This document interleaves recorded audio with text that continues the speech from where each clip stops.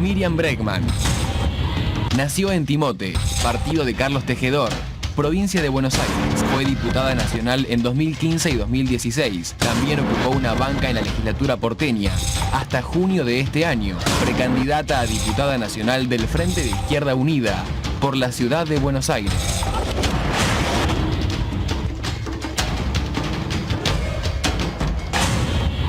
Hola Miriam, Eduardo Serenellini, buenas tardes. ¿Qué tal? A ver, está muteada me parece. A ver si nos escuchamos. Hola, buenas tardes. Ahora ¿Ahí sí. me escuchan? Ahí sí, perfecto, bueno. perfecto. Ahí está. ¿Qué Bueno. tal? Gracias por atendernos, Miriam. Buenas tardes. ¿Qué tal?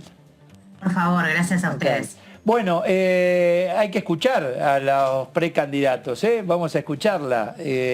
Cuéntenos un poquito lo que tiene que ver por, si vamos al tema económico, empresas recuperadas, fábricas, distintas cooperativas. ¿Por qué no nos cuenta un poquito, por favor? Bueno, sí, la verdad que yo he trabajado mucho todos estos años y desde hace muchos años, desde que me recibí de abogada, acompañando lo que es un proceso inédito de la Argentina, que es la autogestión de trabajadores y trabajadoras para mantener los puestos de trabajo, algo que se estudia en el mundo. A veces nos llegan entrevistas o consultas de distintos lugares del planeta, porque esto que pasó en Argentina, centralmente a partir del año 2001, donde ante una crisis económica enorme, un cierre masivo de fábricas, trabajadores y trabajadoras no se resignaron a irse a la casa y dijeron las ponemos a producir. Bueno, esto fue repitiéndose a través de los años y he acompañado esa experiencia, algo que más tarde o más temprano se vuelve vital también tener presente por la grave situación que está viviendo la Argentina hoy, ¿no?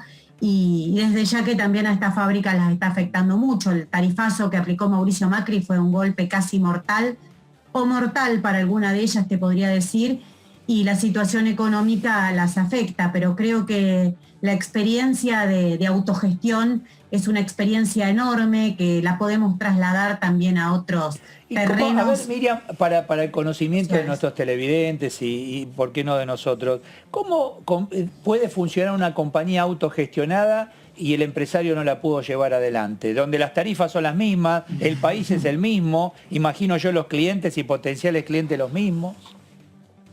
Te agrego más, y que los empresarios cuentan con todo tipo de subsidios, de ayudas del Estado, y los trabajadores y trabajadoras no, les cuesta muchísimo, muchísimo poder acceder a alguna ayuda estatal y siempre es mucho menor que las que se le dan a las empresas. Recordarás incluso el año pasado, en plena pandemia, que grandes empresarios o grandes gerentes aparecían en la lista de los que cobraban el repro o alguna ATP, ayudas del Estado. Entonces, esto quédate tranquilo, para las fábricas autogestionadas no pasa, se les controla absolutamente todo y les cuesta muchísimo. Yo creo que es una discusión profunda de este sistema capitalista. ¿Pero y por qué funciona? Mi pregunta es, ¿cómo logran que funcione cuando hasta ahí no funcionó y tuvieron que bajar la persiana? Y se elimina la ganancia capitalista, se elimina esa gran parte de la torta que siempre se lleva el patrón que no trabaja. Y por otra parte, bueno, no están los mecanismos de fuga, no están los mecanismos especulativos. Vos pensá, un dato salió hace unos días que es espeluznante. Es a nivel mundial, pero en Argentina se aplica. El 40% de las ganancias de las multinacionales se va a paraísos fiscales. El 40% de las multinacionales se va a paraísos fiscales. Por eso digo que cuando en Argentina se discute, nos vamos a reconstruir, y todas esas frases que aparecen en época de campaña, si no discutís esos nudos fuertes de este sistema, no vas a cambiar nada. Vas a hacer un hermoso discurso muy épico, pero no va a cambiar nada. En Argentina yo siempre digo, viste que había una frase famosa que usaba la derecha que era se robaron un PBI. Bueno, yo siempre la uso para decir se fugaron un PBI, porque hay un PBI, el equivalente a un PBI argentino, exactamente, de argentinos en el exterior que se fugaron, y cada año se fugan las ganancias, y fue lo que pasó también en el 2001, de donde partió esta charla, porque no es que los empresarios quedaron pobres, quebraron las empresas, dejaron a decenas de trabajadores y trabajadoras en la calle, pero las familias ricas de este país y poderosas lo siguieron siendo. ¿Por qué?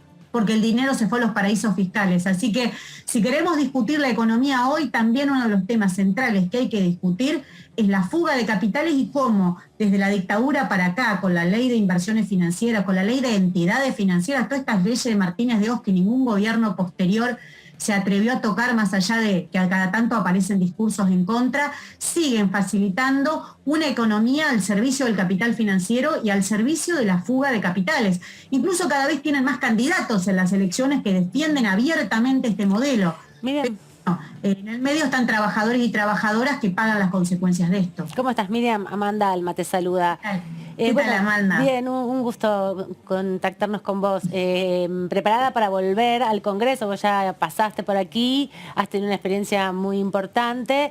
Preguntarte también cómo te esperás esta nueva composición del Congreso y en relación a eso, cómo vas viendo el reordenamiento, ¿no?, de algunas fuerzas políticas, en esto que vos también planteabas hace un ratito, que hay candidatos directamente que defienden algunos intereses particulares de los sectores empresarios. ¿Cómo vas viendo la composición de este Congreso donde aspirás a integrarte en las próximas elecciones?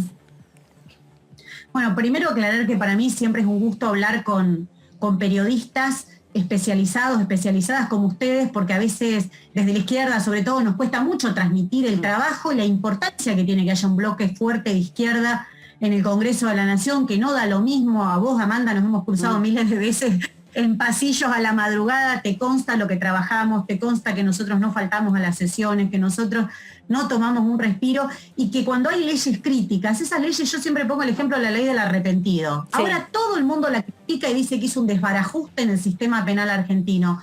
Cuando dijimos eso, fuimos 5 diputados los que votamos en contra, nada más. Solo de 5, 4 éramos del Frente de Izquierda. Entonces, a veces dicen, y la izquierda, mira, es muy importante tener una voz distinta, una voz que no se maneje por las encuestas, por los vientos políticos. En ese momento era Sergio Massa estaba con Macri, el Frente de Todos había perdido las elecciones y estaba derrumbado, no daba ninguna pelea para nada. Bueno, y un sector directamente, como dijo Emilio Monzó, el expresidente de la Cámara de Diputados, que dijo los gobernadores del país se habían vestido de amarillo. Bueno, ahí se ve la importancia de la izquierda, y en estas elecciones tenemos un dato muy particular, porque está en disputa quién emerge como tercera fuerza política y social en la Argentina, porque en el último tiempo lo que hemos visto es que se le ha dado un impulso muy grande a variantes que yo llamo de ultraderecha, podríamos definir como neoliberales y demás, que están intentando que eso sean las voces que hay en el Congreso. Bueno, si eso ocurre va a ser muy malo para las mujeres, para la juventud, y para los que trabajan en este país, que no serían precisamente esos sectores que representan al capital financiero. ¿Qué tal, Miriam? Daniela Mosetic te saluda. ¿Qué tal? Te hago una consulta. A ver, vos te plantás en la ciudad de Buenos Aires, no entran tantos diputados como por ahí en la provincia de Buenos Aires, que siempre hay más chances, es más difícil acceder, pues alrededor del 7%, ¿no?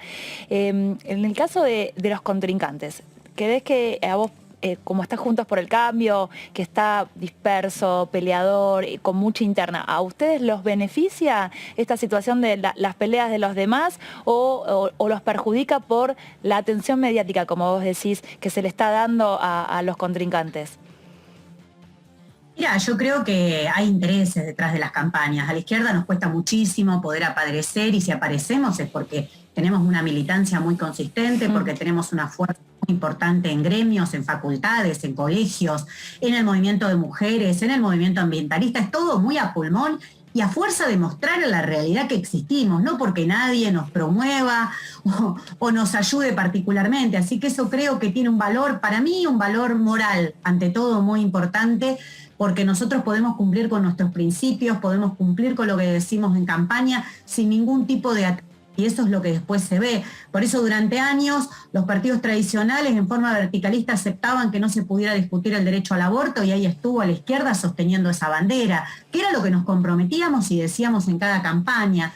Me parece que esto es importante. Después, si esto te favorece o no, no sé. Hoy hablaba en una reunión con compañeros muy jóvenes de secundarios, y me decían que tal vez habría que explicarlo, esto de las 13 bancas de la ciudad de Buenos Aires, que hay una parte, se sabe todavía cuánto, que se va a llevar Juntos por el Cambio, otra que se va a llevar el Frente de Todos, o sea que los primeros candidatos de cada una de las fuerzas van a ingresar, pero el problema es que después en la banca, que siempre se disputa la tercera fuerza, nada más ni nada menos la estamos disputando con personajes como Javier Milei, que está en contra de los derechos de las mujeres, que opina que no tiene que haber educación pública superior, que tiene que ser arancelada, que opina que no tiene que haber organización gremial, que no tiene que haber derechos para trabajadores y trabajadoras, y que el mercado es una especie de Dios que regula todo, algo que ya lo escuchamos hace 150 años. Es decir, vos te podés despeinar, pero las ideas siguen anticuadas, anticuadas del universo.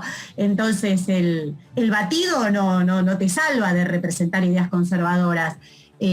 Así que bueno, hoy precisamente intenté transmitir eso a varios pibes y pibas que me consultaban. ¿Y los chicos qué te dicen? O sea, los promueven a ustedes para que, no sé, incorporar nuevas ideas, cómo apelar al voto, porque bueno, más o menos ya sé que ustedes mantienen una línea de pensamiento, de proyectos, pero atienden lo que están diciendo por ahí los chicos del secundario, que ya es la primera vez que votan, tal vez.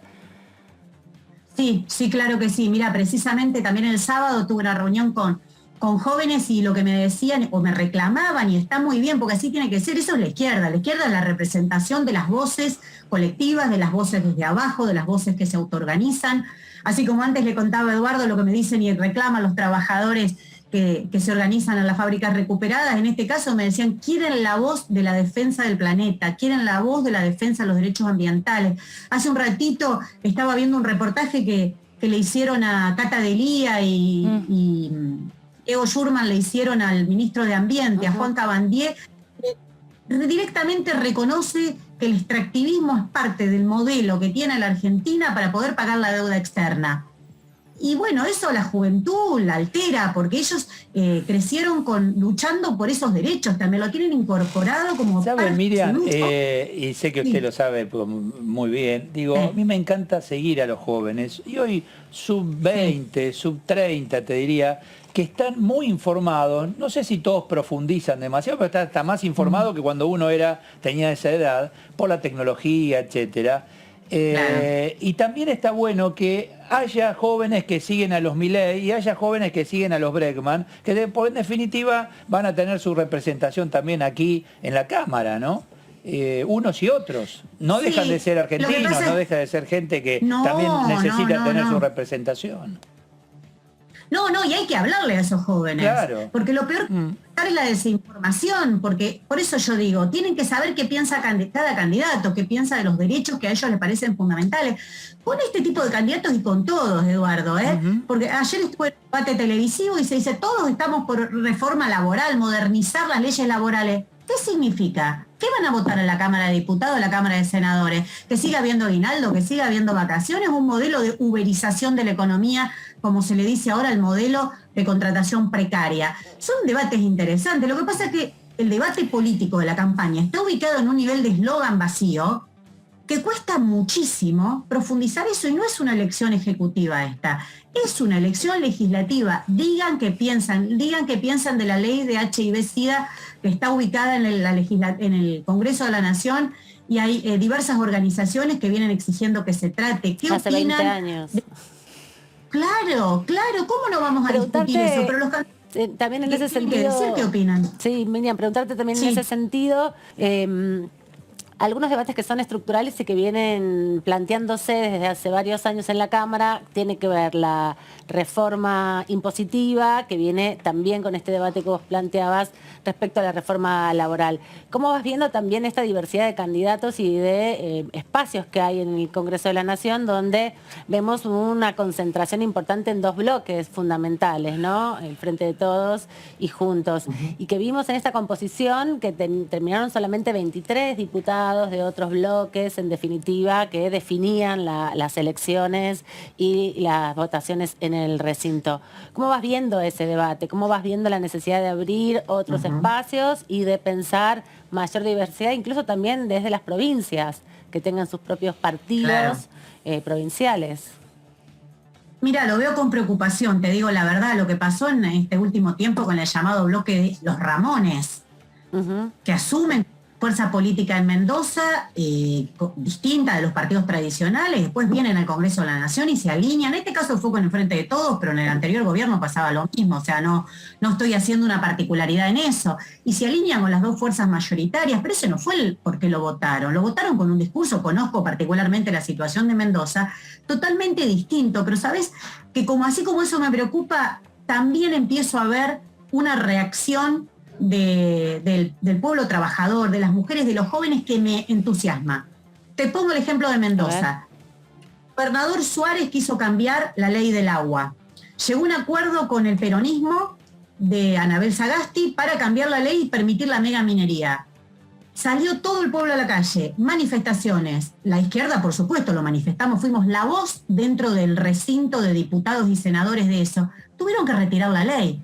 A pesar de estar de acuerdo, todo Cambiemos y todo el peronismo tuvieron que cambiar la ley. Entonces, cuando desde abajo empiezan a surgir estas cosas, que se autoorganizan, que en forma asamblearia resuelven cómo luchar y que dicen no vamos a entregar el agua en una provincia con los problemas hídricos que tiene Mendoza, algo vital incluso para la producción de las uvas, sí, nada más ni nada menos en Mendoza, aunque estén de acuerdo todos los de arriba, esto no, mirá lo que en Chubut, fíjate, quieren avanzar hace mucho tiempo, no pueden avanzar con la mega minería contaminante. Entonces, así como te digo que veo una preocupación que lo que rige los votos en la Cámara sean los intereses de una casta que se autorreproduce, que llega a acuerdo, que no se sabe bien cómo, se hacen votar por un tema, se pasan al otro. Hay jóvenes que ayer estuve en un debate, va a 2 elecciones que se presenta un pibe y ya pasó por 2 partidos. Digo, bueno, ¿cómo hacen? ¿Cuánto te duran las ideas? Yo creo que tiene que haber convicciones, tiene que haber valores, tiene que haber una consistencia de lo que vos decís y lo que haces, pero del otro lado veo todo este movimiento que la verdad me entusiasma mucho. Están hablando y hay proyectos incluso sobre reducir la carga horaria a 4 horas, ¿no?, dentro de la compañía. Entonces, de esa manera suponen que se va a contratar más gente, el empresario va a pagar el doble porque el mismo sueldo, pero en vez de trabajar 8 horas o 9, trabajas 4. ¿Lo ven realmente viable, Miriam, en Argentina? Sí, nosotros estamos con Nicolás del Caño haciendo ese planteo, lo estamos discutiendo, lo estamos llevando, por supuesto, a gremios, a lugares de trabajo para que se discuta. La propuesta que nosotros hacemos y que creemos que es un debate, primero que ya está en el mundo, ¿no? Ya empezó en el mundo la reducción de la jornada laboral, y Argentina tiene una legislación de 1929, donde el avance de la ciencia, la técnica, la tecnología, hoy permitiría reducir considerablemente la jornada laboral. Entonces nosotros proponemos una jornada de 6 horas, 5 días a la semana, para repartir las horas de trabajo y que haya trabajo para todos. Obviamente que el salario no puede ser el salario de miseria que hoy cobra cualquier trabajador, pero si vos lo ponés en concreto y lo ponés en los grandes sectores que han ganado, es inexplicable que ese debate no se esté dando. Pensá en los grandes sectores del agro. Los productores de maíz tuvieron récord de ganancias en un siglo, ¿eh? Los derechos de exportación de la Argentina, producto de las retenciones, aumentaron un 131% en este periodo. O sea, son todas cifras que derrochan ganancias. Ahí aparece Miriam y lo van a poner trabajan 10, 12 horas. Y lo van a poner seguramente sobre la mesa en la discusión, y ojalá se dé la discusión profunda, los impuestos del mundo y los impuestos de Argentina. Ahí se va a poner sobre la mesa. Sí. Es decir, bueno, el costo se va a poner que tengo... y lo vamos y lo vamos a discutir mucho porque hay muchas noticias falsas sobre eso, muchas fake news. Argentina tiene mecanismos de fuga impresionantes, impresionantes, mecanismos de fuga, no del kiosquero, no del pequeño comerciante, a ese le cobran absolutamente todo y no tiene manera de zafar. Acá los ricos nunca pagan, acá los grandes nunca pagan. Incluso se anotan para cobrar ATP. Entonces la verdad es que el sistema impositivo argentino es un sistema muy regresivo. Pensá que vos pagás impuestos, o sea, el IVA, cuando vas a comprar hasta un sachet de leche. Claro. Es increíble. Al estar privatizadas las empresas como Edenor y Edesur, cuando una mamá prende una hornalla para calentarle esa leche a sus hijos, está pagando la ganancia que se va a llevar un privado. O sea, vos pensás todo... Y son las herencias del menemismo que ningún gobierno tocó. A Menem siempre dicen, ahora hay un libro que dice, ¿dónde ponemos a Menem? ¿Viste? Porque nadie se hace cargo del Menem.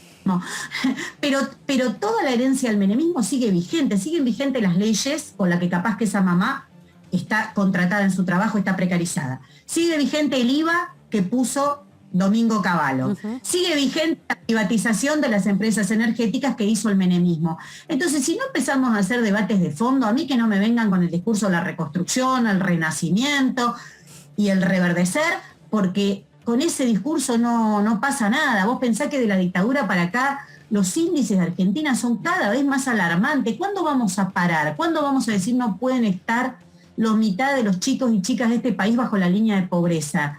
Si no discutimos eso ahora en campaña, olvídate que lo vas a discutir después.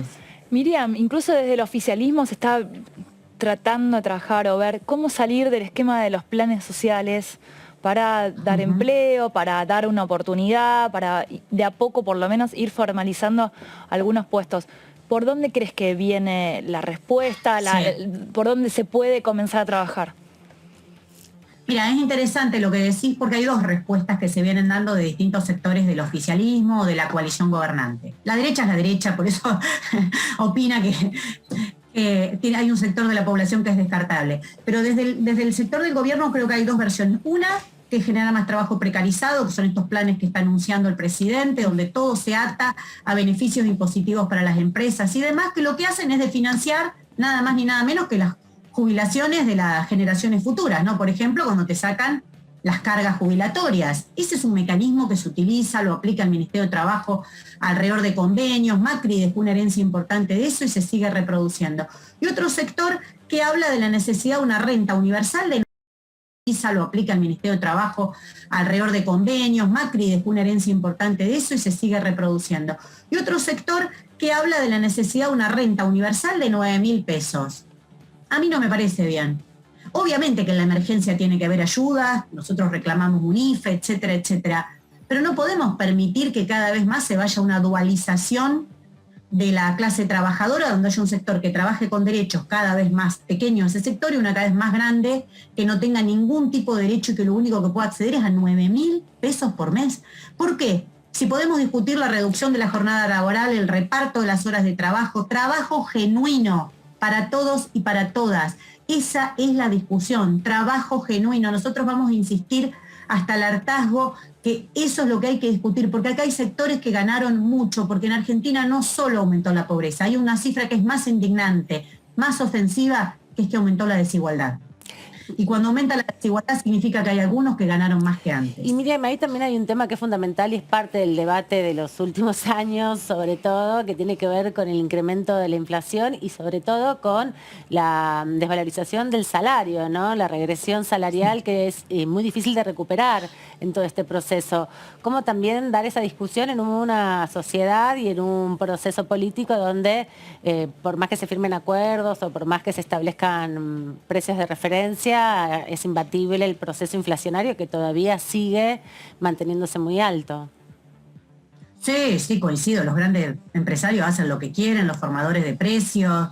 No, por más que le pongas el nombre que le pongas a los programas, se ha demostrado que medidas parciales no tienen ningún tipo de solución porque fundamentalmente, y lo que más nos interesa, los precios del alimento en Argentina están atados a los precios internacionales. Entonces, si vos no tocás y discutís el problema de las exportaciones y el oligopolio que hoy existe del comercio exterior, donde 3, 4 empresas te manejan todas las exportaciones, si no discutís eso, si no atacás eso, la verdad es de difícil solución. Cuando la izquierda dice que hay que ir a un monopolio del comercio exterior para regular eso, te dicen, no, qué utopía. Bueno, más utopía es pensar que con precios cuidados vas a parar la inflación, porque Macri dijo que era fácil, Alberto Fernández dijo que era fácil y a ninguno le resultó tan fácil.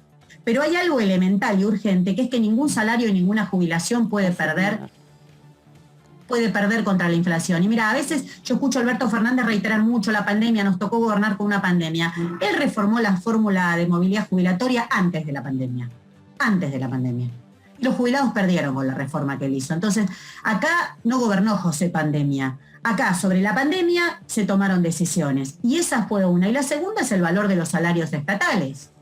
Guzmán es más abierto. Si vos lees un reportaje que le hicieron hace poco en la revista Crisis, dice casi abiertamente que fue una política deliberada.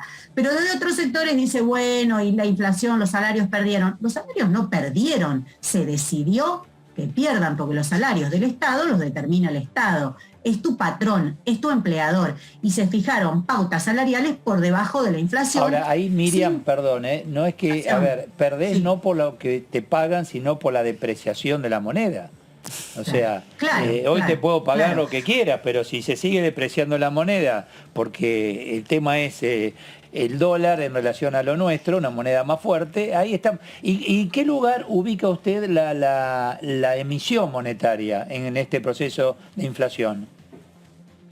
Hay una teoría clásica que dice que porque se emite mucho de inflación. Estados Unidos emitió muchísimo en el último tiempo, tiene unos de los paquetes de ayuda más grandes y no tiene inflación. Entonces, buscar, viste, en una sola causa, como hacen los monetaristas, una sola causa es la responsabilidad de todo, no creo que sea así. Lo que pasa es que, como te decía, se toman medidas aisladas y vos no vas a resolver con medidas aisladas esa situación. Me parece que lo que hay que discutir verdaderamente es un plan de emergencia que ayude al pueblo trabajador. El problema es dónde ponés la intención, dónde ponés el sector social que creés que no tiene que perder en esta pandemia. Tiene que haber trabajo para todos, tiene que haber un plan de obras públicas que genere puestos de trabajo genuino y que resuelva algunas de las cosas más importantes, como por ejemplo que haya vivienda para las mujeres víctimas de violencia de género. La pandemia no te obligó a desalojar en Guernica para hacer una cancha de golf, Eduardo, ¿eh? Eso es una decisión política. Y muchas de las mujeres que estaban ahí me lo dijeron, ellas habían ido a ese lugar porque eran víctimas de violencia de género. Entonces todo se piensa como por separado. Nosotros creemos que no, que para que la crisis no la pague el pueblo trabajador hay medidas elementales que se tienen que tomar y algunas de las que te fui mencionando son las que queremos plantear y debatir en esta campaña.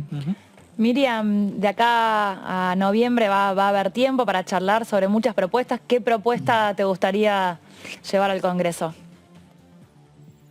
Bueno, esa es una. Empiezo al revés. Que se discuta algo que ya intenté en mi periodo anterior como diputada nacional. No lo logré, a pesar de que hay varias diputadas que veníamos planteando eso, que se discuta un plan integral contra la violencia de género.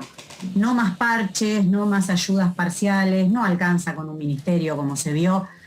Van más de 170 femicidios en lo que va del año. Sabemos que la violencia de género en este sistema capitalista, patriarcal, no se va a terminar ni por decreto ni por ley, pero también sabemos que hay muchas medidas que se podrían tomar para ayudar a las mujeres que están en esa situación, para paliar esa situación, y queremos debatirlas. Esa me parece una muy importante.